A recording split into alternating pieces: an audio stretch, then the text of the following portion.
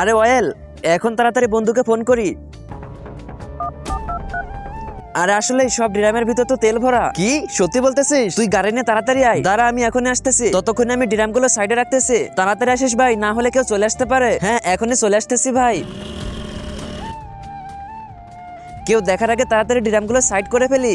ওই দাঁড়াও দাঁড়াও ভাই, আমার দুটো এরকম খালি ড্রাম লাগবে। তুমি কি বেচতে ইচ্ছুক? কি একটু জোরে বলো, আমার আবার কানের সমস্যা, আমি একটু কানে কম শুনি। আবার আজকে কানের ম্যাশিংটা আনি নাই। আরে আমি বলতেছি, তুমি কি এই খালি ড্রামগুলো বেচবে? আরে এগুলো খালি ড্রাম না, এই 10টা ড্রামের ভিতর তেল রয়েছে। যদি আপনার খালি ড্রাম লাগে তাহলে ভাঙড়িদের কাছে চলে যান, ওদের কাছে পেয়ে যাবেন। কি 10টা ড্রাম? এখানে তো 2টা ড্রাম আছে। কি?